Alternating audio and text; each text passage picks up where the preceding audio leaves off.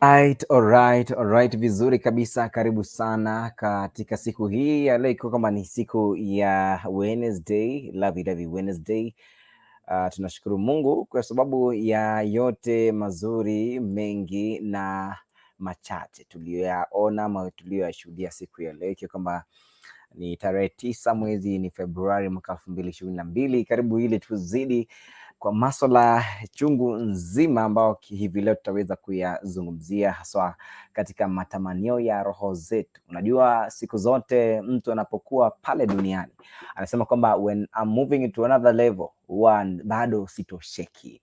Kuna vitu ambavyo haswa katika maisha yetu tunavishuhudia, kuna vitu ambavyo tunavimiliki, lakini kisa na maana baadaye hatutosheki. Tunatosheleka tu baada ya kuvipata tu ghafla, lakini baadaye tunaposonga hatua baada ya hatua hatutosheleki na vitu ambavyo tunavyo katika maisha yetu. Kwa hivyo leo tunataka tuangalie maisha ya Ukristo na ni nini hiki ambacho Biblia inasema kuhusiana na kutosheleka, kutosheleka kwa mwanadamu, kutosheleka kwa yule ambaye ni Mkristo, kutosheleka kwako.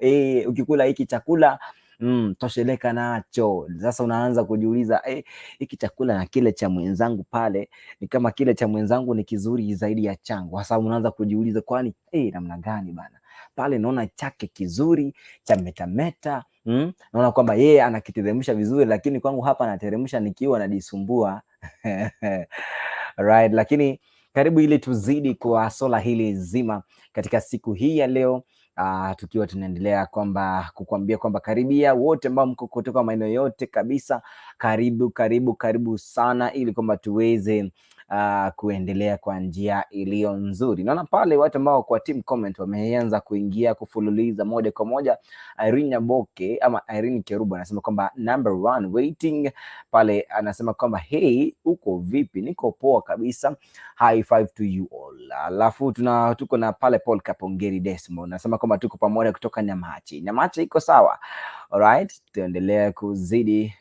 Naona kwamba kaunti ya Nyamache, sijui kaunti ya Nyamache kama ni kaunti, lakini najua kwamba kaunti ya Kisii ndio inamiliki Nyamache. Alright, thank you kwa wote ambao bado mnaendelea kuzidi kuingia humu ndani. Mungu awabarikie na wajazi. Najua kama kuna mengi ambayo tumeweza kuyashuhudia siku ya leo, haswa kwenye ulikokuwa. Kama siku ya leo kuna wale ambao tumeenda sokoni, kuna kile ambacho umekishuhudia, na kidogo tu kuna yale mambo ambayo umeweza kuyafanya leo, ambao kidogo hata sasa hivi vile tunaendelea kuongelea kuhusu mambo ya kutosheleka, huenda haukutosheka kabisa. Kwa hivyo tutajua ni kipi hiki ambacho tunastahili kujifunza ili kama tuweze kutosheleka. Lakini hayo yote yanatoka kuwa neno kwenye motion ya Christ hapa hii leo, ikiwa kama tunaendelea kuingia ndani, endelea kuingia ndani, just continue sharing with the friends na wale ambao wako ndani kabisa. Mark PK anasema kwamba Mark watching from Kakamega iko ndani kabisa. Alright, tuko pale, tumezama county ya Kakamega iko ndani, naona pale. Kwa hivyo hatuko tu hapa Kisii, we are just all along, tuko pala pote. Ni Kerubo ndio leo, sijui ile kama leo uko Mwalimu Hotel, sijui kama leo uko Uganda, sijui kama leo uko Mosucho Seito. I want to know kwamba uko kwenu, kwa hivyo unatupata ukiwa maeneo gani? Otherwise ni vizuri sana ikiwa kwamba unaendelea kutupata kutoka maeneo yote, just link with us kwamba unatupata ukiwa maeneo gani. Ikiwa uko maeneo gani, maeneo fulani, basi text in tuambie, mimi niko maeneo fulani na ninaendelea kuwatazama kutoka maeneo haya. It is loud and clear, wanasema it's loud and clear, so welcome. Welcome ili kama tuzidi kuendelea kwa njia ya taratibu, right? So kuna watu ambao leo hii umekuwa tu ukiangalia mali ya wenyewe, unasema hii ningekuwa nayo hii ningekuwa nayo, ningetosheleka na hiki. Siku nyingine unasema hiki ningekuwa, ile nyumba ingekuwa ni yangu, ningetosheleka nayo. Kidogo tu mtu akipita na gari nzuri, hiyo gari ingekuwa ni yangu, ningetosheleka nayo. Kidogo tu mtu akipita na kaa nzuri, kidogo hii ingekuwa yangu, jameni, ningefurahi sana. Kuna vitu vingi ambavyo katika maisha yetu huwa tunataka yani viwe vyetu, viwe unavimiliki wewe binafsi. Yani iwe mimi papa nimiliki kitu fulani, iwe wewe ndugu yangu umiliki kitu fulani, lakini hilo sijui kama litawezekana, lakini ni kwa sababu ya kwa sababu ya ruhusa zake Mwenyezi Mungu, na sijui kama utaweza kutosheleka. Haya, tutaweza kujua moja kwa moja katika moyo wetu. Kuna kitu ambacho nataka tuelewe kwamba moyo huu ni moyo mdogo sana, lakini kutosheleka inakuwa ni vigumu. Tutajua ni kwa nini na ilianza wapi. Moyo haukutosheleka, ilianza wapi? Ilianza na nani? Na tutaweza kujua kwamba haya yote tutaweza kujifunzaje ili kwamba tuweze kutosheleka na yale yote ambayo tuko nayo katika maisha yetu, kwa sababu nahitaji kwamba tutosheleke. Kila ambacho kunacho nahitaji utosheleke. Kwa hivyo moja kwa moja tuweze kuingia na tuweze kuzama kwenye mjadala mzima katika siku hii ya leo, siku ya Wednesday, tarehe ni 9, mwezi ni Februari, mwaka ni 2022, ikiwa kwamba ni siku ya 40, siku ya 40 ya mwaka huu. Wanasema kwamba siku za mwezi ni 40, na leo ikiwa ni siku ya 40, basi tunataka huo wizi wote wa kuwa unatamani vitu vya wenyewe, ukiwa kwamba moyo wako hautosheleki, tunataka tu iwe ni siku yako ya mwisho kutambulika na uweze kujua those desires utaweza kuzizuiaje, na ikiwa ni nzuri utaweza kuzifanya hadi hivi kwamba zisikue kwamba they are desperate desires. Desperate desires. Tutajuaje? Haya, tutajua tukiendelea. Hebu tufunge macho yetu tuweze tukaomba katika siku hii ya leo. Hebu wewe funga macho yako bwana. Mungu Baba, tunakushukuru kwa sababu wewe ni mwema. Tunakushukuru kwa sababu Bwana umetenda makuu juu ya maisha yetu. Baba, wewe ni wa upendo. Baba, wewe ni mponaji. Baba, wewe unatutosheleza. Baba, tukiwa na wewe tuna amani. Baba, tukiwa na wewe hatuna upungufu wa lolote, kwa sababu wewe ni Bwana kwetu na umefanya yote kuwa mazuri na mazito juu ya maisha yetu. Asante kwa sababu ya yule ambaye ni mtazamaji katika siku ya leo. Asante kwa sababu Bwana ya studio hizi za Kisii Hot TV. Bwana, tunakushukuru. Mungu, tunakushukuru. Wote ambao wameweza kuwezesha matangazo haya kuja barabara kwa njia ya taratibu, Baba, tunasema kwamba uweze kuwabarikie. Bwana, yule ambaye ataweza kuchukua saa yake, muda wake mchache, minti yake, tunamwombea baraka zitokazo kwako, ili kwamba Bwana uweze kuwa na sisi kuanzia sasa na hata kuendelea. Katika jina la Kristo Yesu tumeomba, amen and amen. Oh yes. Ndio, kama kuna kitu ambacho kimesahulika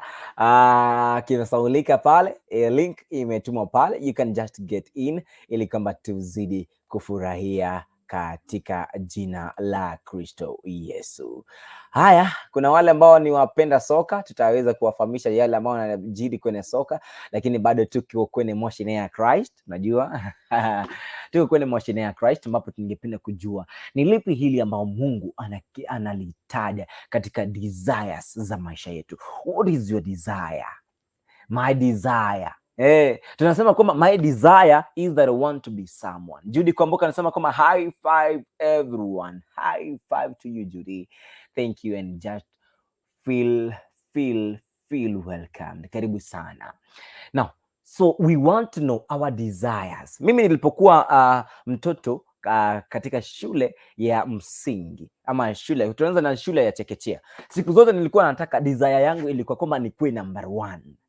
Unaona, nikuwe number 1, like yale ambayo yalikuwa zile zawadi ambazo zilikuwa zinapeana pale shuleni. I wanted to be amongst those people ambao walikuwa wanafanya nini, walikuwa wanazawadiwa. So like kila wakati, unajua hapo chekechea, darasa la kwanza hadi la 5, la 5 hadi la 12 la form 4, kidato cha 4, haya yote tulikuwa tunafanya. We wanted to be rewarded kwa kila kitu, because this heart, nilikwambia, this heart is so small, but we want to be rewarded. Kila kitu you want to be rewarded. Nani hataki kuzawadiwa? Kama sisi as journalists, we just tunataka tu hadi saa hii, mimi ikiwa kama tumeambiwa kwamba hasa leo media imeweka competition kidogo, mambo ya the presenter of the year, mambo ya kwamba wewe you are the best in this, you are the best in broadcast, you are the best in reporting. Lazima tutawania, we will have to present our things so that tukue rewarded, like our hearts want us. Yani inataka, yani ukiwa rewarded unafurahi, watu wengi pia wanafurahi kwa sababu wao wamejulikana because of someone, you see. So kuna vitu vingi ambavyo vinafanyika katika maisha yetu ambavyo tukivifana maze una feel, yani uko na ile energy ya kusonga mbele. Judy Komboka anasema kwamba tuned in from Mombasa. I'm seeing watu wa Mombasa muko locked. Thank you so much. Lewis Onchweri watching you live from Australia, Sydney. Salimia fans wote kutoka Ogembo Town.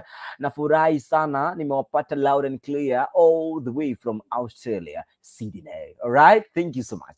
So mimi unajua hata saa hii vile mko hapa, you want to be appreciated. The reason to why wewe unahitaji yani uweze kutambulika pia, wewe desire yako ni wewe uweze kutambulika. Kuna other desires kwamba unataka pia uingie hata Kisi Hot TV leo, at least pia wewe uweze kuongea, which is very possible, you can talk with us. So our desires are so many. Unataka utembelee gari nzuri, utembelee yani Prado nzuri, unapotembea kidogo even your relatives wanasema kwamba yule kijana mazee ni wa kwetu bana, anatembea na gari nzuri bana. Yani things that we do kila wakati, we want our hearts to be yani zitosheleke. I want to, ni lazima nataka nitosheleke baba. Ile gari nataka niingie kidogo. Kuna watu wanasema kwamba hebu kidogo niingie hiyo gari, hiyo V8 nataka niingie, niketi vizuri, nisikie vile yule ambaye anaendesha anahisi. You know, those desires are there. Kama kuna watu ambao hawajaiona Biblia ya kizungu, anasema kidogo niangalie Biblia kwa sababu nimekuwa nikiangalia Qur'ani kwa siku zote. Nataka niangalie Biblia inavyoonekana na ni nzuri, na ninaona pale imeandikwa the Gideon's in memory, you know. Kuna vitu vingi ambavyo sisi kama wanadamu tunataka tu siku zote tuweze tu kuwa nazo. Kuna ile ngepa nzuri unaangalia, na ile suti nzuri, na ile ngepa nzuri pale, si nzuri tu, lakini we want to train our hearts, roho zetu. Just imagine our heart is so small but desires zinakuwa ni kubwa. Wewe uko leo hivi, lakini your desires are so big. Your desires are so big. Hatukatai, but we are saying now we want to know these desires zilianzia wapi, na ni desire gani ambayo kwa kweli itakunufaisha, itakufanya wewe uendelee kuzidi, itakufanya wewe uendelee kusonga. Ni desire gani hii pia ambayo itakufanya wewe uweze kusini, uweze kufanya mambo ambayo hayafurahishi kidogo. Tutaweza kujua. Endelea kuingia hapa, wala ambao mko maeneo mbalimbali, karibu sana. Wala ambao mnaendelea kututizama katika wakati huu, karibu sana. Tuendelee kwenye mjadala wa siku ya leo kuweze kutambua kwamba masuala ya desires za mioyo yetu yalianzia wapi. Hebu tuanze barabara. Number 1, tunaanzia kwa desire ya yule ambaye alikuwa ni malaika. Malaika alikuwa na desire. Alikuwa ni mmoja wa wale ambao ni malaika waliokuwa na sauti mingi, sauti ambayo ilikuwa ni sauti ya kuvuta, inakuleta tu, unahisi ni kama, unajua kama ulikuwa mbali inakuleta. Unaona vile mimi nasonga kwa kamera ndio usikie uone ile niko kwa mbali na kamera, inakuvuta, unahisi ni kama umefika karibu. Wasi are you seeing? Oh yes. Sasa kama unaendelea kuangalia inakuwa vizuri. Sasa shetani alikuwa ni mtu wa kwanza. Lucifer alikuwa ni mtu wa kwanza kwa sababu desires zake jameni zilikuwa tu ni hatari, zinaua bana. Zinaumiza. Yani desires zake tu, yani just imagine, baada ya yeye kutawazwa kwamba yeye ndiye anaongoza wale ambao ni wale malaika wengine, yeye ndiye alikuwa anaongoza. Baada ya kutosheka, akiwa ni yule ambaye alikuwa anawaongoza wale ambao walikuwa ni waimbaji pale mbinguni, bado hakutosheleka. So kuna vitu ambavyo bado aliendelea kuvifanya hadi wakati mmoja akahisi kwamba angekuwa ni Mungu, angekuwa kwamba ni Mungu wa taifa hilo. Sijui kama wewe unatamani uwe kwamba wewe ni bingwa kwa mambo fulani, uwe kwamba ni bingwa kwa vitu fulani, lakini shetani yeye alikuwa anataka awe bingwa zaidi. Just imagine kuna mtu anataka awe kwenye authority. Just imagine wewe uko na boss pale, lakini huyu boss unataka akue chini yako. Kile ambacho nakiongea kidogo, yani unamwambia boss kidogo bana hao watu wako kwenye maafisi, boss kidogo bana, mimi ndio ninaongea, I'm talking. You know, kuna vitu ambavyo nastahili kwenda pole pole. Desire yako inakuwa namna gani? Uonekana kuwa boss hata kama wewe si boss. Shetani alianza hivyo because yeye siku zote alikuwa anataka aonekane kuwa yeye ndio boss. I am the boss. Unasikia wakati mwingine watu wanasema I am the boss here. You know, vitu vinaongeleka hivyo. So wakati shetani alisema hivyo, Mungu akaangalia, akasema, sasa wewe shetani, Lucifer, do you know that I am your creator? Hauna nguvu ya kuniumba mimi, hauna nguvu. Mimi nina nguvu. Mimi nikakuumba, nikakuweka hapa, nikakutawaza uwe kiongozi wa hawa.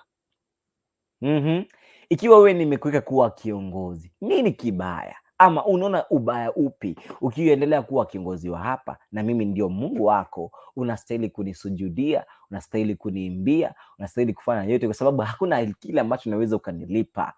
By the way, hata tuanze leo kuanza kufanya upekuzi kwamba Mungu alikuwa na nguvu za aina gani. It's supernatural, extraordinary. Sasa wewe niulize, hiyo extraordinary unajua vile unaonekana?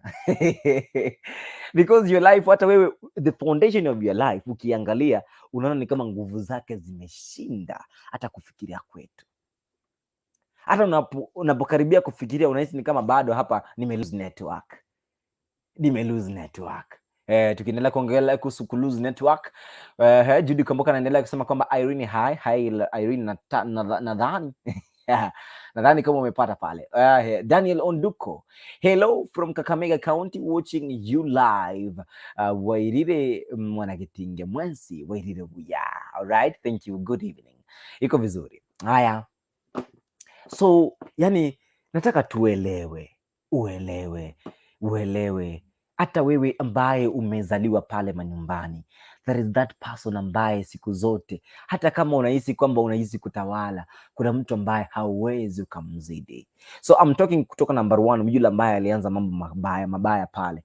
Shetani alianza pale, alianza kujinua, alianza kuona kama yeye angepewa uongozi angekuwa ni Mungu, you know. So yeye ndio maana alitaka awe muungu wa watu. So that is why siku zote wewe ambaye unapenda pride kwa maisha yako, whoever who likes pride loves this God. I want you to get this. Whoever who loves pride loves this God. This God ambaye tunaanzia na G, small g. Whoever who likes pride loves this small God. This small God ndio huyo mwanzilishi wa vita pale mbinguni. Sasa vita vyake vilianza tu alipoanza akasema, mimi nataka nikuwe Mungu Bwana. Kwani si nimetosheka kukusavu Bwana. Ni mara ngapi watu wametosheleka pale? Yani amesema kwamba mimi nataka kukuongoza Bwana. Sasa hapa utatulia. Hata kwenye makanisa mmeangalia hayo. Waimbaji siku zingine wanataka kuwa juu ya pastor, anataka siku zote mimi najua pastor ndio the main connector wa kanisa na Mungu. Sasa anataka siku zote kidogo aambie pastor, bwana tulia, kama si mimi ninaimba hapa. So waimbaji pia you be sensitive with your desires za roho yenu, because most of the singers, just I can tell this, most of the singers sasa hiyo kuna makanisa ametengeneza kanisa yake desire, naendelea kuingia kwa hiyo desire vizuri. I'm not saying kwamba usifungue kanisa. If it's the will of God, you are you're opening that church, endelea, moyo mzuri, tutafurahi tu, hatuna shida, tunaendelea, we are just speaking the word. So kuna wale ambao, of course, kuna wale wachache ambao tunafungua kwa sababu unataka, there is that desire in you, ile desire tofauti. Kuna yale mapenzi ya Mungu, kuna ile desire tofauti. I'll come there. I'll come to that place. Now, this desire, mimi mwanadamu niko na desire yangu, wewe uko na desire yako. Sasa shetani alipokuwa na hapo ndio Mungu alikasirika alipoona kwamba hii desire inaendelea na huyu mtu ananiona ni kama mimi sifai, and I'm your creator. Sasa wewe ambaye ni yule mtu ambaye uko kwenye kazi, hiyo kazi bwana, mtu alikuleta ni the big man bazungu anasema haka. Yule mwenye alikuleta hapa akakwambia sasa utaanzia hapa kuendelea. So whatever unataka kusikia kutoka kwake, you have to humble yourself. By the way, siku zote wewe even to recognize him, recognize kama mkubwa wako, because hakuna haja uendelee kumrecognize na jina lake sometimes, because ni njia moja pia ya kuexpress your respect kwake. Tunaendelea kusonga. So we are getting that.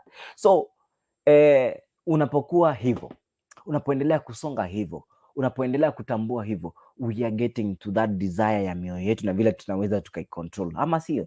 So kama ninaendelea kukusaidia itakuwa ni vizuri. Now, what happens? Dada mkubwa leo nimemwona ameingia, anasema kama wanaingia mambo Isaac. Alright, karibu sana. So what happens ni kwamba wakati pia wewe unakuwa juu ya yule ambaye alikuleta, unashushwa. The same thing that happens wakati unajinua. You know what happens ni kwamba roho inataka wewe, unakusudia, na kile ambacho kinafanyika ni kwamba wewe kwa kinywa chako unanena na kwa moyo wako unaanza kuonesha kwamba, na sura yako pia inaonyesha kwamba wewe hauko ready for this, and then kwa mambo unayoongea yanaonyesha kwamba huyu ndugu, huyu dada hayuko vizuri, mambo yanaenda sige mnege. Tunaposonga pale, so unashushwa. Kuna kile kiwango ambacho ulikuwa last time, kuna kile kiwango ambacho ulikuwa last year. Just imagine, wewe ulikuwa mwimbaji hatari, lakini because of that desire, now let us just come to the desire. Baada ya desire hii ya shetani, alirushwa kuja kwa hii dunia. Aliporushwa dunia, bado he has the desire ili akwe amiliki watu wote, but remember, hawa watu wote si wake. Are you getting me? Hawa watu wote si wake, na hawa watu wote hakuparticipate kwa kuwaumba. Are you getting this point? The same thing, wewe ulipata kazi pale, you don't know vile ile struggle ilikuwa kwa huyu ambaye ni bosi wako leo, na vile unapomsumbua haujajua vile alijaribu kustruggle, alitoka chini akasonga hatua, akafika hatua alipo leo. It's because ile desire alikuwa nayo ni kwa sababu aweze kubalance vitu vyake, mambo yaweze kwenda vizuri, ndipo pia wewe ukapata hiyo nafasi. So yeye anajua foundation ya kila kitu ambacho anakimiliki. Leo wewe ukaingia kwenye kazi, haujajua umeanza kukua, umekuwa mkubwa, umekuwa yani hausikiki, hauambiliki, hausemezeki, kichwa kimekuwa ni kizito, umekuwa ni big money bazoo, kwa sababu sasa wewe ndiyo kusema. Oh my, nataka tuelewane ndugu yangu. At the end of it all, you lose it. At the end of it all, you lose everything. So ni vizuri ndugu yangu, dada yangu, uchukue muda wako kujua vile unaweza kuzuia matamanio ya roho ambayo yanazidi.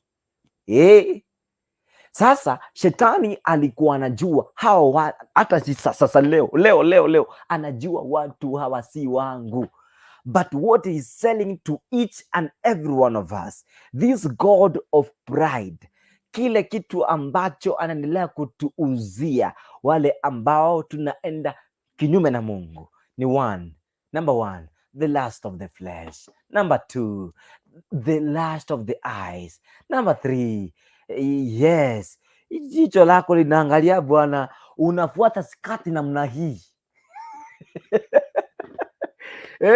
hata unaweza ukagonga mbele bwana, chuma iko mbele yako unaigongelea unaona kizunguzungu, because there is this God ambaye amejaribu kukuingilia just there, because the world is full of this lust, the lust that is making you unafuata Unafuata, hatujui ni kwa nini unafuata, but we are asked tusifuate kile ambacho si kizuri. I'm continuing from here. Let me just see this lady anaitwa Julian Meshak. Julian, hujambo? Poa sana. Uko namna gani? Unaendeleaje? Niko sawa, nashukuru Mungu. Nami niko salama. Unatupata kutoka maeneo gani mami? Saudi Arabia. Oh, Saudi Arabia Yes. kuzuri. Yeah. Yes. Alright, sasa wewe nikuulize dada yangu. Katika maisha yako wewe, ni kipi unapenda kukitamani siku zote au hujawahi kukipata? Eti? Ni kipi ambacho unakitamani siku zote haujawahi kipata na unaomba mtu Mungu akusaidie? Mimi chenye naomba Mungu anisaidie. Yes. Yaani anipe hekima na busara ya Yes. kuishi ulimwenguni. Pia to bless me with a God-fearing husband. Yes. Haya, ni vizuri. Sasa Hiyo ndio nia unajua, yangu. Hiyo ndio nia yangu, naomba yani so nikiingia kwa ndoa yani anichagulie mume mpoa, mwenye tutashirikiana na tutaishi maisha poa. yani hilo ndilo tamanio la moyo wako. Yes. Good. Unajua kuna wale, na ukiangalia sasa hivi, unajua by the way tunaangalia desire yako ni gani. Aya, ikiwa desire yako ni gani, umemwambia Mungu? Yes, naomba. Huo unaomba sana. Yeah. And that means this thing itafanyika because God yeye si mwanadamu. He is a fulfilling God. Yeah, because sometimes we face challenges that it comes even difficult. Yeah.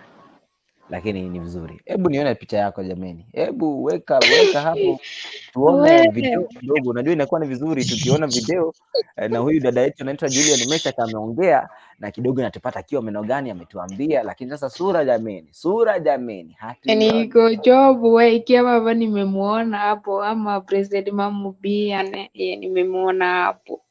Wow, that's good. Wacha nifungue kamera basi. Haya, fungua. Poa sana nyota ndogo. Majina. Mmefika hapa. Tupo. Unaona President Mamu vile ananichungulia hapo. Anakuchungulia mbaya sana. Tuko. Ekia baba? Tunakorora.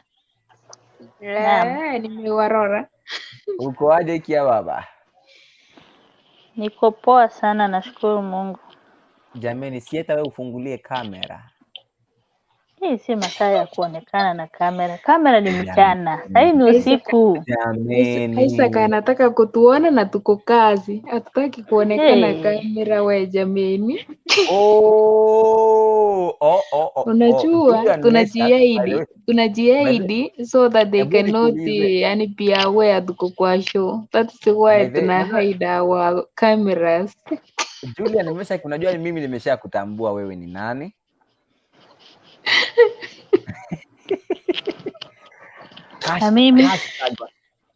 Wanasemanga hashtag dada mkubwa, huyo ndio Julian Meshak leo. Ikia baba, hebu ongea kidogo tukusikie. Dada mkubwa ni mwingine, sio Julian Meshak. Ai, uko serious? Yeah. Yes, kuna mama wetu hapo mwambie. Si ni wadogo. Ikia baba, hebu fungua kamera jameni. Sasa mnataka tufanye namna gani? We are in this show bwana, tuonekane. Ngoja, hapa tutaki kuonekana. Alright, tunatupata kiwa maana gani? Mwenye anataka kuniona akuje private ataniona. Oh, private. Yeah. Haya. Anyway, vizuri? mimi niko poa. Yes. Nashukuru Mungu. Amen. Na nimefurahi sana kuwaona pia mko poa. Yes. Acha nichukue hii nafasi niwasalimie. Nianze na wewe Isaac, Judy, Meshak, Blessed Mom, Gertrude, na wote wenye wako backstage, wenye wako kwa comment na wenye wataingia. Niwasalimie wote, amchambo. Hatujambo. Karibu sana na niwakaribishe muingie hapa Kisiot TV tuweze kuongea. Tusaidiane, at least unajua tukipeana mawili matatu tunasaidiana. Sio sisi peke yetu anasaidia. Kuna wengine pale nje pia inasaidia. Kabisa. Ni hayo tu. Vizuri. Kwa hivyo leo ningependa kujua, by the way, kia baba ndio sijajua unatupata ukiwa maeneo gani? Mimi nawapata nikiwa Mombasa. Mombasa. Yeah. Maji ya chumvi yako namna gani? Yanakupelekaje? Maji ya chumvi yako poa. Yeah. Alright, karibu kwenye mjadala. Leo tunaongelea kuhusu matamanio ya mioyo yetu. Yaani, is it true kwamba wewe siku zote unatamani kila kitu? Wewe, by the way, tuanze na wewe kia baba. Yeah. Is it true lakini kwamba kila siku wewe unatamani kitu fulani? Unajua Isaac, hii maisha, yes, kuna vitu mingi sana mtu anakuanga ametamani. Yes.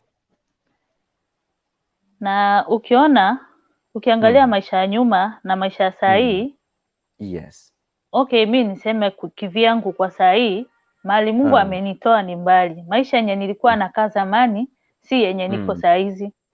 Yes. Kuna wakati nilikuwa natamani nani atanipea kazi hata kama ni 2,000. Na nashukuru Mungu alinipea kazi ya zaidi ya hiyo 2,000. Yes. Na kuna maisha ingine bado nilikuwa nayatamani, niliyafika. Na bado kuna maisha ingine natamani mbele. Lakini ninaamini pia nitafika. So vitu ni mingi mtu anatamani, lakini kitu cha muhimu, ukitamani hiyo kitu, si eti utamani hiyo kitu na utafuti ama ushughuliki. Yeah. Ni ushughulike kama unataka maisha mzuri, ufanye kazi kwa bidii na uombe Mungu. Usitamani kitu ya mwenzako uende kuipa. No.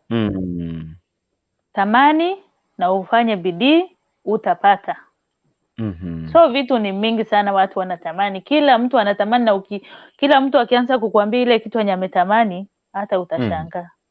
Kwa hivyo vitu ni mingi sana tunatamani. Yes. Yeah. Alright. Karibu sana. Thank you kwa kuchangia. Flavian. Leo mumenipa majina. Flavian tena nimemuita tena ametoroka. Jameni. Haya, Dama mama Dami. Yes. Dama, ujambo? Yeah. How are you? Mambo. Mimi niko sawa. Yaani leo unajua mnanichangana sana. Leo mnanichangana sana. Kwa nini mnachangana hivi jameni? Changanyikiwa tu, kutoka kuchanganyikiwa utarudi. Kwani uko na shida gani? Yaani najua leo majina kila mtu uko na shida gani? Kila mtu amekuja na jina tofauti. Alafu ujue kitu yenye namchanganya sana, majina inamchanganya, sura aziko, alafu sauti yenye natoka ni za wanadada tu. Mimi ni mgeni, imagine. Mimi ni mgeni. Jameni, karibu. Kwa sauti jameni, kuna ile ambayo inatosheleza, so mimi nimetosheleka gaki.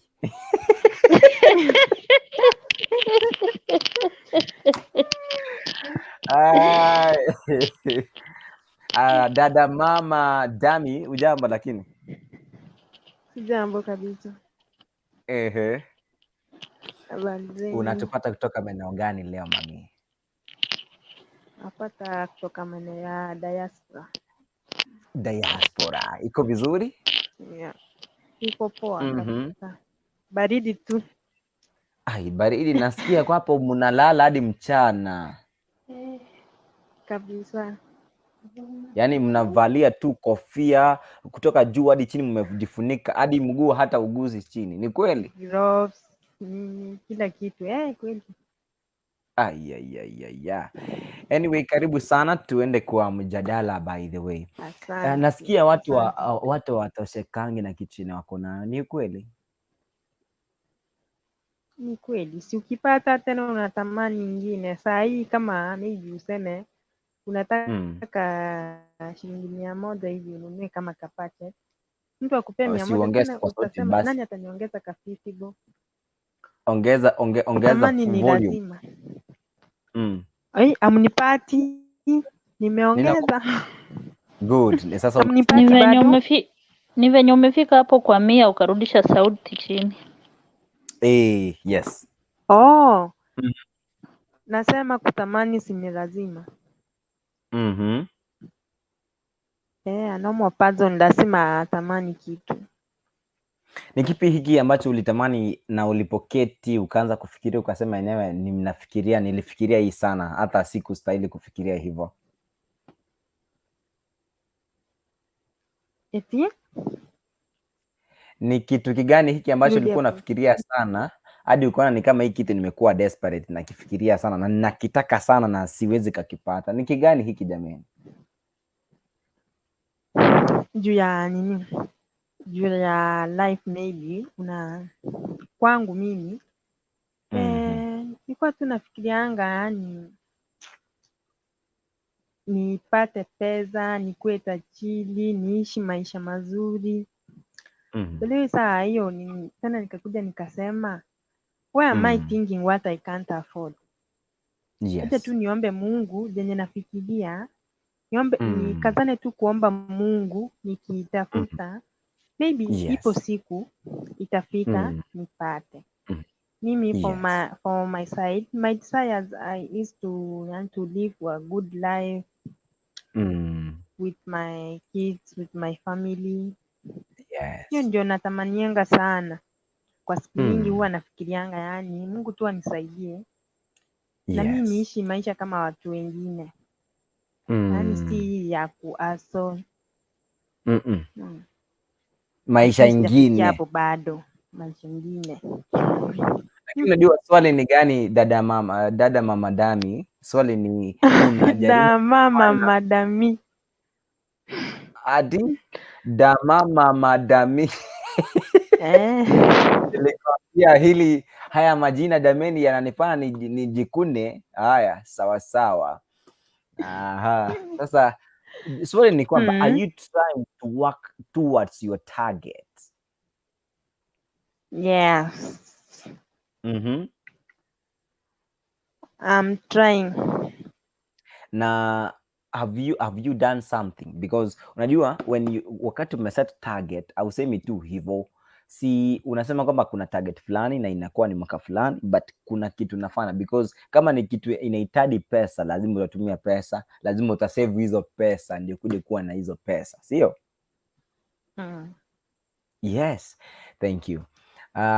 So wewe tamanio lako zaidi ya hapo ni lipi? We sasa kuanzia sasa hivi kwa maisha yako unatamani nini kwenda mbele?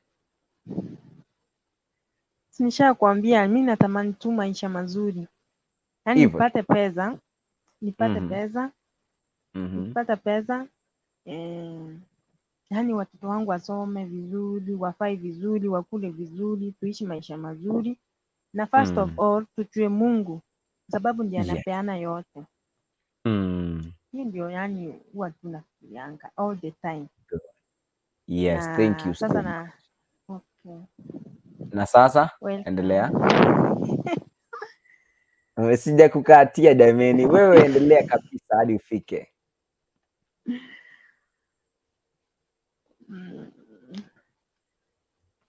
Sasa nakazana tu nang'ang'ana tu na hii life. Hoping that I will achieve my promises, yeah. The will. Hakuna kitu ambacho hauwezi ukafikia. Hilo ndilo unastahili kutambua kwamba hakuna kitu ambacho hauwezi ukafikia. Ekia baba, nimerejea kwako. Yes. No, nataka kuna kitu hapa tunasoma alafu ndio tuweze kuelezeana vizuri, si ndio? Yeah. Tukisha kisoma hivi itakuwa ni rahisi, tukikiongelea hapa itakuwa ni rahisi kwamba mtu anapokuwa anakijua itamsaidia sana yeye kusonga kwa maisha yake. Alright. Kwenye Biblia kuna mahali wanaongelea kuhusu verses zile ambazo watu waliweza kuongelea kuhusu matamanio ya watu, na tuko na Bible verses ni mingi kuhusu ambazo zinaongea kuhusu desires. Nataka tuelewe hapa kwenda chini inaongelea about Zaburi. Kwa kitabu cha Zaburi hapo, kama uko na Biblia unaweza kaandika chini, au kwa kitabu unaweza kaandika chini ili uweze kuenda kuongelea hiyo wakati mwingine ukipata chance hata kuhubiri pahali. Kitabu cha Zaburi 37 mstari ni wa 4 inasema, delight yourself in the Lord and he will give you the desires of your heart. Kwa hivyo ndio maana tunasema kwamba ni vizuri tuombe Mungu for that. I'll just wacha niongee two verses alafu nitaongelea kuna chini, kwa sababu hizo ndio zitamaliza mjadala wetu. Kuna Matthew 6:21. Matthew 6:21. Mnaendelea kuandika kuna Psalms 37 verse 5. Psalms 37 verse 5. Nirudie tena, Psalms 37 verse 5. Alafu pale chini Proverbs 16:1-3. Proverbs 16:1-3 inasema hii utaangalia hapo, pia utaangalia vile Mungu ameongelea kuhusu plans zetu, na pia Matthew 6 verse 33. Alright. Sasa hapa nataka tuweze niweze kujua kile ambacho mnaamini. Kama nyinyi ni Wakristo, na pia kuna vitu ambavyo fulani mnaweza kuamini. Naomba kwamba kila mtu afungue mic yake, kwa sababu tuko wawili hapa bado, naona pale. Nikiangalia kwa SMS, Pastor John Mesa anasema kama Odi, karibu sana. Na Mark PK anasema kama tuned in from Kakamega Lubao. Sasa wale ambao tunaendelea kufuatilia pale au kina tufungue ka mics. Ikiwa bwana sijaona akifungua mic, but maybe anajaribu kusikia ndiye aweze kufungulia. By the way, tuko na desires tatu ambazo tunazijua. Kwanza, there is one desire inakuwa ni desire ya pesa. Number 2 inakuwa ni desire tu ya macho, na ingine ni desire ya mwili, na pia ingine inakuwa ni pride of life. Hizo vitu vyote zinakuanga tu zinatoka kwa moyo because of a desire. Desire causes all that. Kwa hivyo tunataka tuelewe hapa kidogo. Ikiwa baba mnanipata? Niko. Sasa hapa nataka tuweze kujua because kwa Biblia tumefunzwa mambo fulani na hata pia Daudi mwenyewe aliandika kwenye Biblia, hapo tumeona ameandika vitu kadha wa kadha, lakini tungependa kujua wewe unafahamu lipi hili, kwamba ni kweli kwamba mwanaume utosheleka na bibi mmoja? Hilo ndilo swali kwanza tunataka tujibu hapo, ndio tujue kama wewe ni Mkristo naamini aje. Ikia baba. Mimi kitu yenye naweza sema kwanza ni kutoa hapo kwa Ukristo. Nilikuanga Mkristo nikakuja nikaanguka. So mimi kitu yenye naweza sema venye mimi najua, mwanaume atoshekangi na mwanamke mmoja. Yeah. Hata kama akwe na bibi mzuri aje, lazima atapata wa nje. Yaani kutosheka na bibi yake peke yake hapana. Yeah. Lakini jibu ni lipi tunaweza tukampa? Tunaweza tukamsaidiaje huyu ambaye hatosheleki? Unajua sasa kumpea mwanaume ushauri ni ngumu, sababu hiyo ni kitu hata nyinyi wenyewe mnajijua tu. Nyinyi wenyewe mnajijua. Mnaweza sema mko na bibi mmetosheka, lakini once mmetoka pale nje mkiangalia mnafutiwa tu na mnapata mmeanguka. Lakini mimi kitu yenye naweza ambia wanaume, penda bibi yako. Yes. Mtengeneze, mheshimu na utosheke naye, na mkae chini muelewane. Mkipanga vitu kwa pamoja na maelewano ikuwe na upendo ikuwe, huwezi ona mapungufu. Na pale nje ile kitu yenye unaona pale nje, kama ni makeups, kama ni kufaa vizuri, falisha bibi yako, maintain, atakuwa poa. Yeah. Wow. Vizuri. Haya, thank you. Hapo nimepata ujumbe wa tuingie kwake. Naona Nyota Ndogo ameingia. Nyota Ndogo.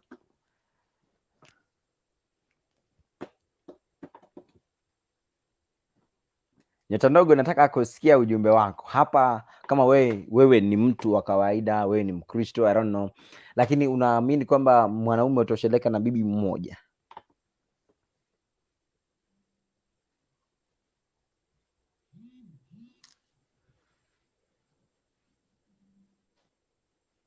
Nyota Ndogo, umetuacha jameni, hatusikii.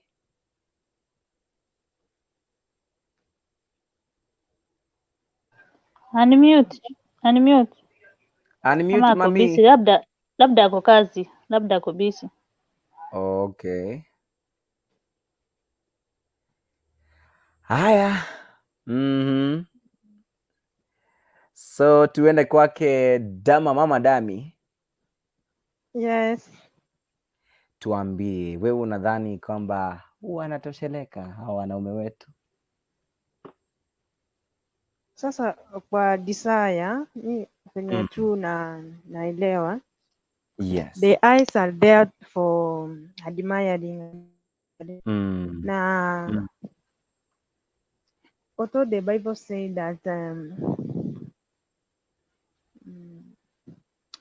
hata sijui Bible vizuri, but kuadmire ni dhambi, but macho iko tu lazima, lakini kama hajafanya tendo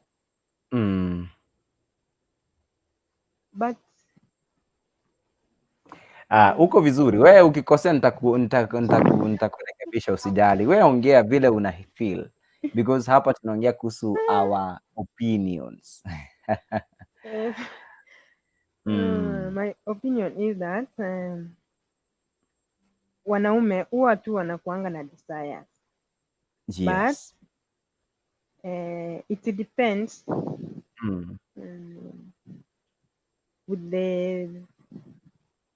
the behavior, maybe all the way this man is grown up. Unajua kuna tabia yenye iko ndani ya mtu huwezi toa huku.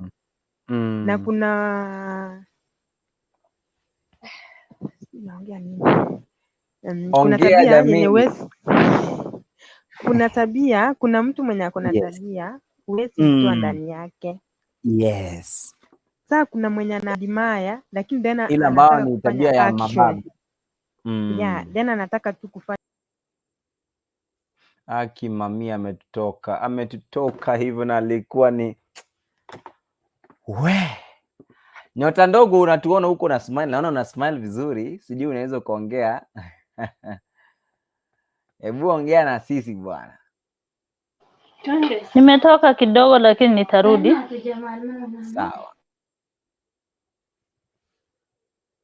Nyota Ndogo, toa weka unmute mic yako.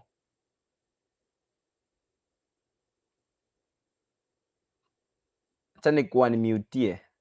Naona inakataa. Hebu wewe unmute. Kina vile unakuanga unaongeanga vizuri.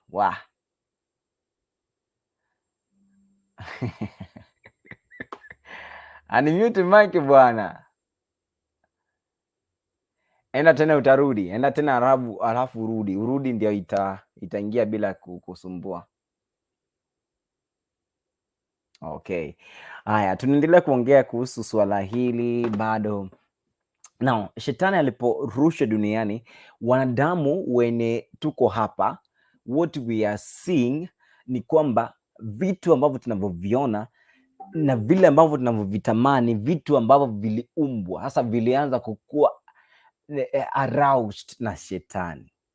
Kuna mambo mengi tumeyafanya ama tunaendelea kuyafanya kwa sababu yameweza kuletwa na huyu ambao ni shetani.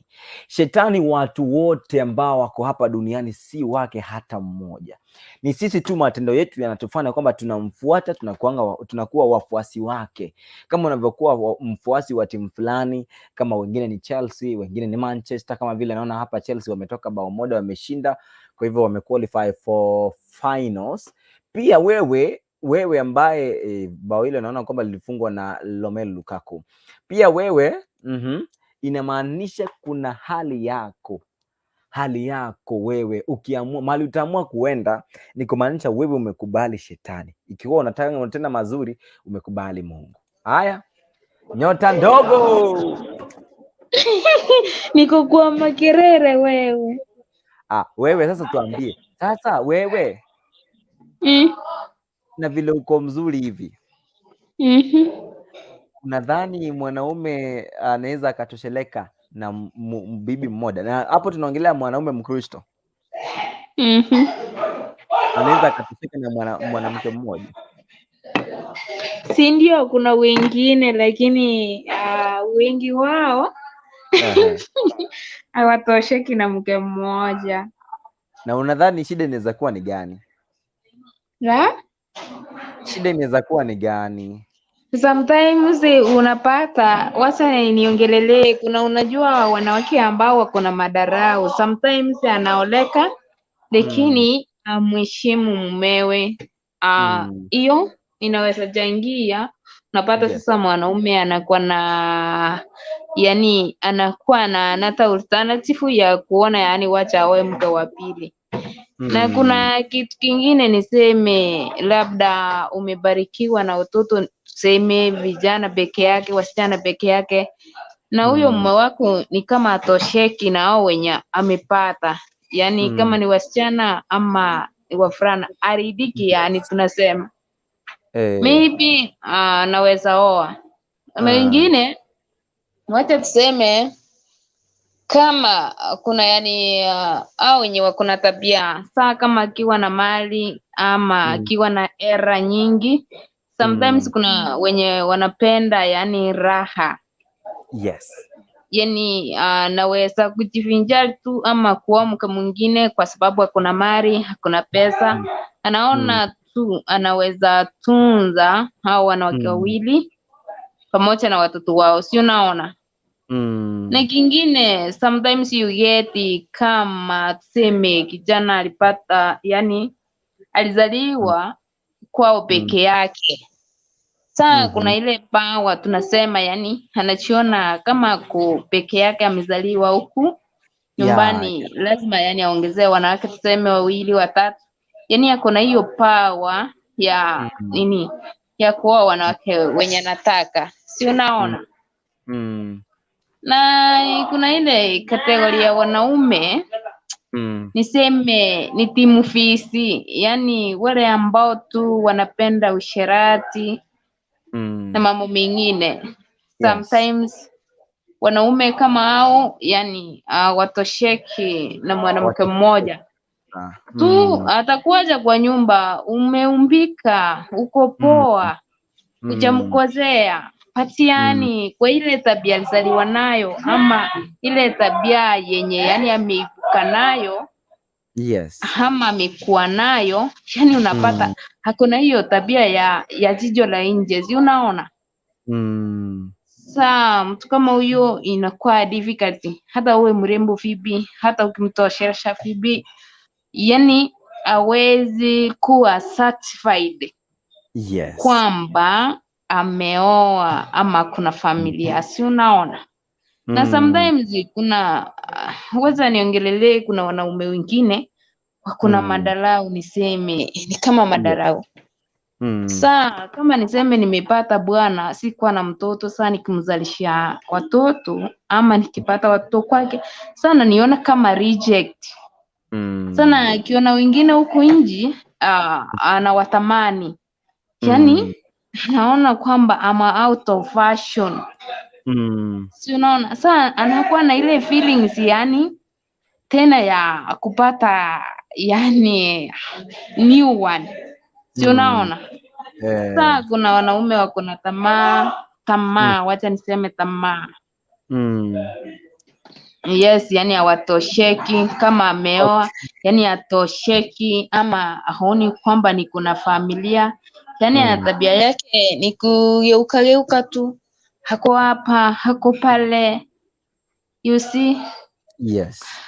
Na hiyo challenges hizo zote sometimes they make people to divorce. Si unaona?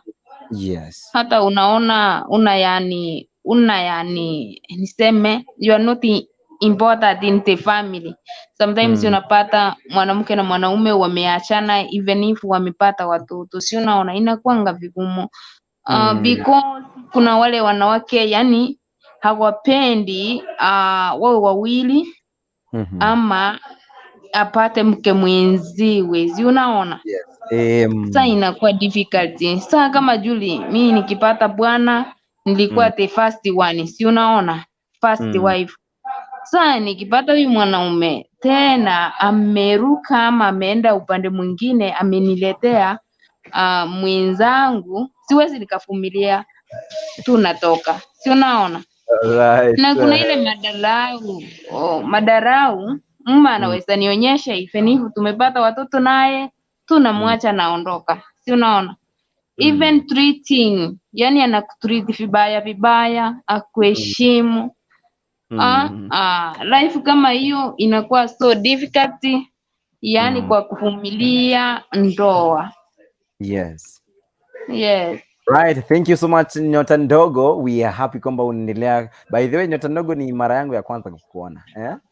Na nashukuru sana. Mimi nakuanga kila show lakini hii sijaiwahi ingia but mtu amenifanya nimeingia hapa ni Blessed Mom, sababu sometimes kuna hii YouTube yangu inakuwa yani na shida kuingia kwa live but now imekubali. Wow, that's great. Karibu sana. Yes. Vile Blessed Mama mara nyingi natumia Facebook na kuanga Facebook zile nini zangu nimejaua, nimesubscribe but hata hii vile mama alinitumia nilisubscribe. Si unaona? Nina like, napenda kuingia show. Wacha Blessed Mama akwambie huyo kiava tunakuanga show nyingi. Tuko mashabiki. So I think Blessed Mom nimeingia hapa, hata mimi nimefurahi kuongea nanyi, kuwaona my team group mko hapa, pia kuna mara pengine tunapatana, sivyo? Thank you so much Nyota Ndogo. God bless. Poa sana. Haya, yes, you can continue. Mimi niko na wageni wengi, si mnasikianga makelele sana. Nasikia wanaendelea kukula. Wewe warafu wacha wewe. Haya. All right, that's good. Alafu tumeenda pale Blessed Mom, karibu. Huyu mwingine ako karibu na mimi hajaongea. Dama madami.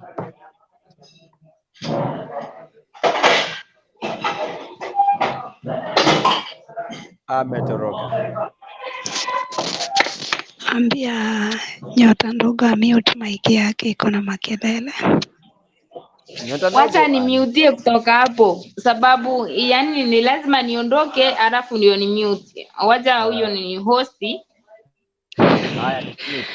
Wewe hosti, fanya kazi yako. Nyota Ndogo, nimefurahi sana kukuona. Sisi ni wale wanaitwa timu siku zako, timu strong, timu hamam. Karibu sana. Na wakati umetumiwa link, uwe pia tumia wengine, ndio tunakutana tukiwa wengi, show inakuwa mzuri. So bado kuna show ingine inaingia, Karada next inaingia, na wakati unakuja na timu yako nimefurahi kukuona. Endelea kujikaza, wageni ni baraka. Hao wageni vile wako, utapata kasoda hapo ukunywe. Utapata kuku hapo ukule. So endelea kujikaza. So mi upande wangu nashukuru kwa mjadala. Nilikuja kitambo nikaitwa, so sijafuatilia sana, lakini nilishare kushare mbaya mbovu. So wale mko kwa comment section, kama kuna timu yangu pale, nashukuru. Tena nashukuru Mola, tangu tuliachana jana mpaka leo tuko salama. Sijui kama Ikiava hapa na Geti waliingia ama bado analala. Geti leo ni kama alikuwa busy, lakini watu wengi kina Omwesh Loni Omwesh aliingia tena, ni sijui pia aliitwa. So tuko na watu wengi ambao waliingia, lakini ni kama walishughulishwa, lakini tunaelewa. Wacha tushukuru Mungu kama wako poa. Mimi upande wa mjadala nilikuwa nataka kusema tamaa sio mzuri on my side. Yes. Kwa nini tamaa sio mzuri? Unapotamani kitu ni kama sasa unasikia wivu. Sasa inafaa kama unatamani kitu unatafuta kwa bidii wewe mwenyewe. Kama sasa tuseme nimesikia ukiongea ati sijui ilikuwa ni upande wa wanawake, sio mambo na hizi vitu za kawaida. So kama ni upande wa binadamu, mimi ningesema hivi. Kama unataka kitu, wewe mwenyewe kitengeneze vile unakitaka. Sasa for example, umeona bibi ya wenyewe amerembeshwa, ameng'ara. Ni wewe ufanye bidii urembeshe wako. Yes. Wewe ndio ufanye bidii urembeshe wako. Kama ni mzee, ng'arisha mzee wako. Usiende kutamani mzee wa wenyewe ati huwa amevaa sharpshooter. Si sharpshooter iko kwa duka. Enda umnunulie. Kila kitu yenye unaona mtu ako nayo kama unataka, wewe ndio ununue, ufanyie mzee wako hivyo. Yes, by the way, Papa Isaac, kuna kitu ingine ujui. Kuna wanawake wengine mimi nawapenda sana. Oh yes. Unajua wanawake hufanya nini? Anaamkanga asubuhi. Ile socks yenye anataka kuvae ndiye atakutolea. Ile nguo yenye anataka kuvae ndiye atakutolea. Alafu ukishadunga poa, anakuangalia. How do you look? Sasa wakati unatoka kwa umati ya watu, you look very smart. You see? Kwa hivyo, by the way, hata kuna wazee wengine pia nawapenda, na sitawataja ama niwataje. Wataje tu ikiwa si kwa ubaya, ni kwa uzuri. Mimi wacha nitaje wangu. Yes. Uzuri anisikii. Wangu anaitwa James Kamanda. Sasa hivi tunapoongea ako pande za Kitale, pale panaitwa Kachibora. Huyo jamaa mkitoka na yeye ndiye anakuchagulia nguo yenye utavaa. Wow. Anakuambia hii nguo ndio nataka uvae, kwa sababu wakati unatembea na yeye pia ana feel poa. Unaona? Yaani unavaa kitu inakutoa poa, yeye pia anafurahia. Unaona? Haya, wamama nawapenda kwa mambo mawili. Wanatayarisha wazee na wanatayarisha watoto. Unaona? Like my son. Akienda pahali. Mimi ndio namwambia nataka udunge hivi na hivi. Nataka yani unapiga look, mtu akikuona kweli anasema huyu ni mtoto wa blessed mom. Unaona? Yes. Kwa hivyo mimi sioni haja ya kutamani. For example, ukiona mtoto wa mtu ameng'ara, usikasirike. Wewe pia enda ung'arishe wako. Kwa nini usikie vibaya? Kwa hivyo mimi, Papa Isaac on my side, mimi sipongezi tamaa. Tamaa sipongezi. Mtu ni afanye bidii apate hiyo kitu yenye yeye mwenye anataka. Wow, amazing kabisa. That is a very nice reaction. God bless you. Naona kwamba watu ni wengi wanaendelea kufuatilia kutoka mitandao mbalimbali. Thank you blessed mom. Watu ni wengi wanaendelea kufuatilia kutoka mitandao mbalimbali. Lakini kuna Damari Nyamari anasema kwamba aizomaze network inanisumbua. Pole, lakini itakuwa vizuri this very soon. Haya, nimebaki na dakika sita tu peke yake. Zile 6 tu za kuongelea vitu 6 muhimu kwa maisha yetu kama Wakristo. Lakini kabla sijaenda pale, naweza nikauliza blessed mom, utuambie tu wewe una malengo gani kwa maisha yako kwenda hapa mbele, because tumekuwa tukiongelea about desires. Pia kuna desire ya roho yako. Na wakati nilianza nilisema wakati nilikuwa mtoto nilikuwa na desire like nikuwe number 1 shule, ndio ni at least nipate hiyo zawadi, hata kama ni kalamu penseli kamoja. Ndio ukiwa mtoto unataka unataka kitu kizuri, so you want to be seen like you're doing something, you see. So pia wewe uko na tamanio fulani unataka kufanya. Ni lipi hili jamani, tueleze.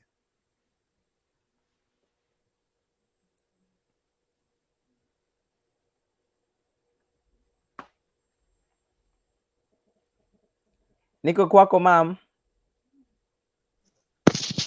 Nimenyamaza, huyu mwenye ako chini yako ajaribu kuongea kwanza. Huyu alikuwa alishatangulia kuongea by the way.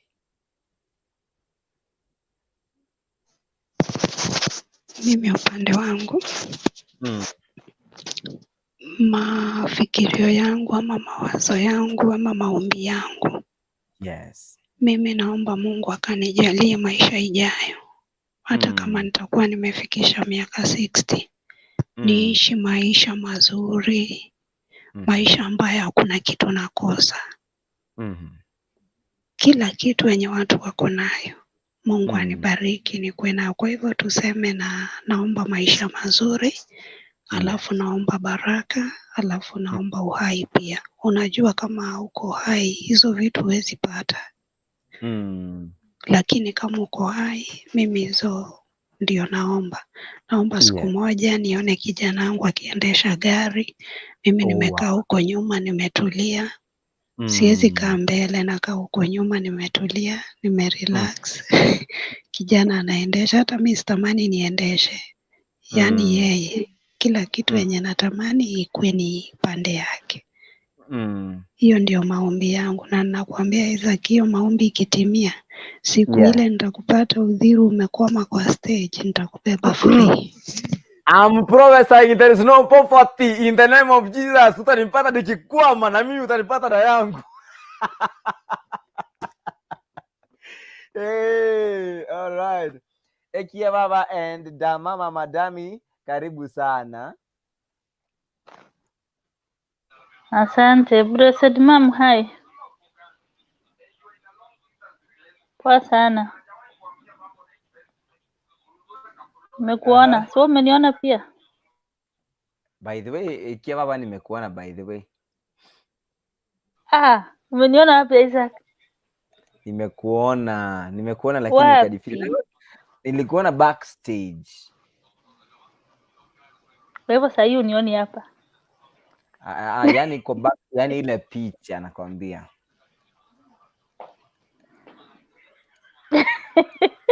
Sawa. Alafu blessed mom, namba za hao watu wote utume kwa akaunti yangu so that tukiwa tunaingia live tunawatumia link haraka. Naona Fred pia ameweza kuingia. Fred ni kama bado picha yake haijaingia. Ndiye ameingia. Fred, ujambo?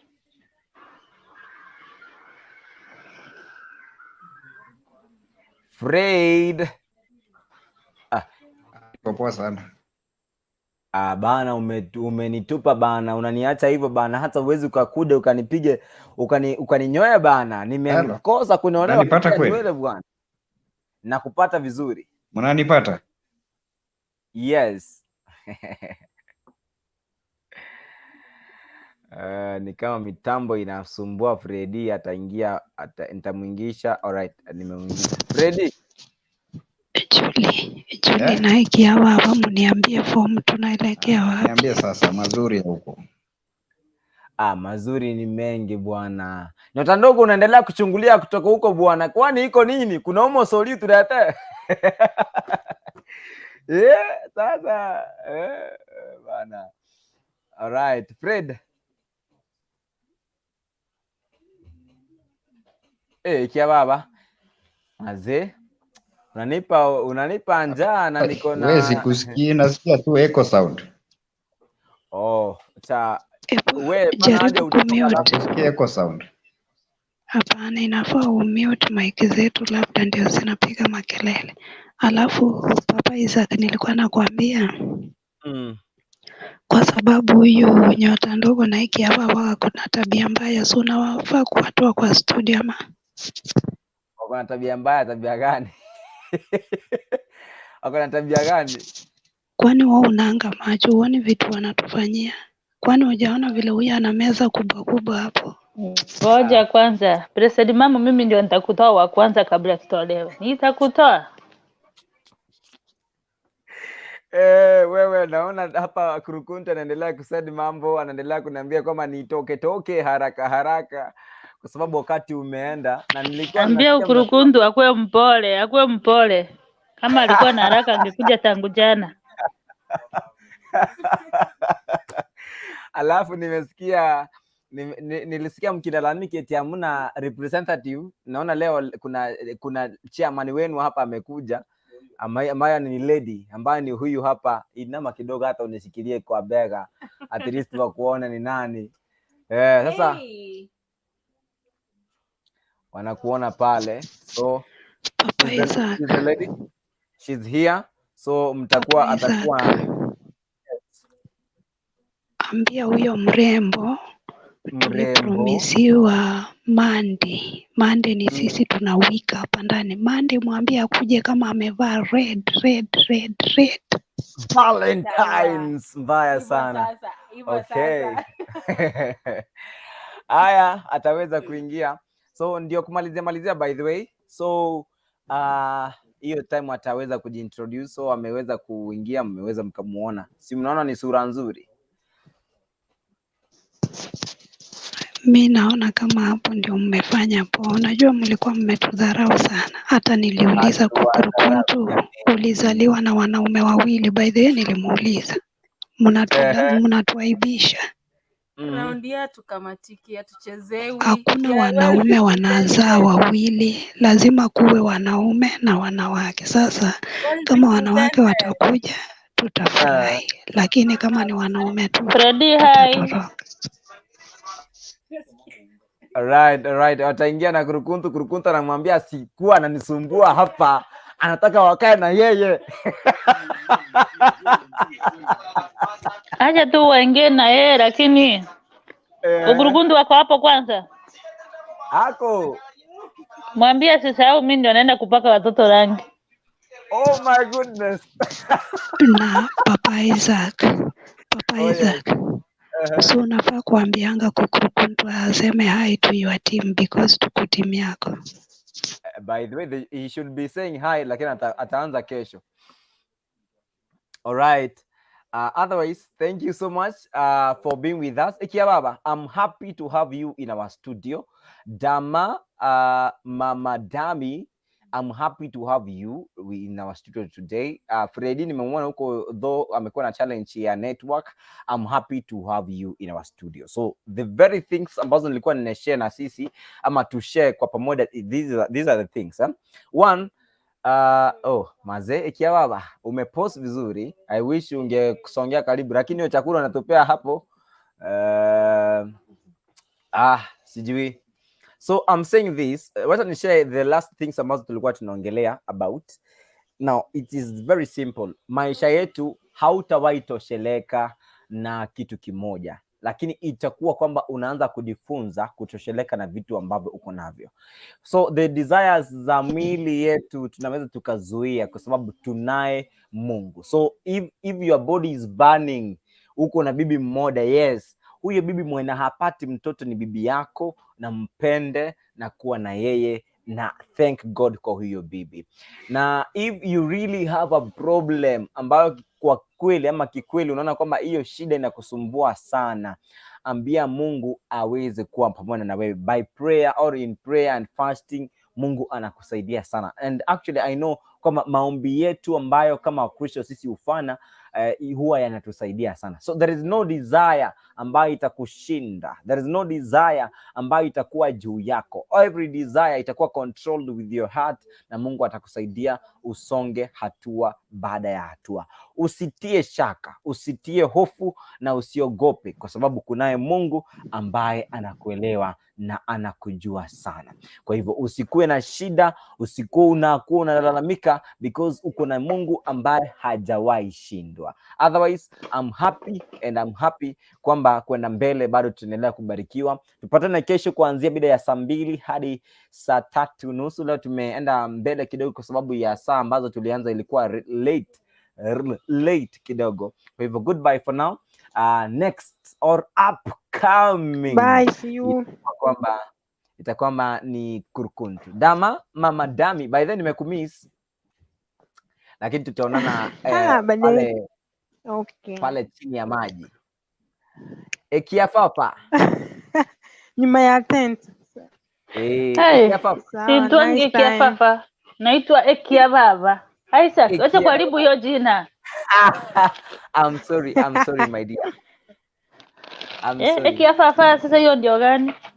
Ekiababa. Yes. I'm happy to have you in our studio today. May God bless you. I'm happy too. Na okay, by bye. Then, it's good to tell your followers kwamba ni warembo. Kama Ekiababa leo ni mrembo. Naona vile umevalia leo, you are very beautiful. Thank you so much. Thanks. Mama Madami, wewe pia si hata utufungulie ndio uambiwe kama uko beautiful ama uko beautiful. Hii picha naona hapa iko green. Anajua ako beautiful. Anajua. Hiyo design ndio tulikuwa tunaongea. Kuambiwa. All right, thank you. Unaona? Ndio hizo sasa. All right, goodbye. Bye. Okay, bye. Nice time.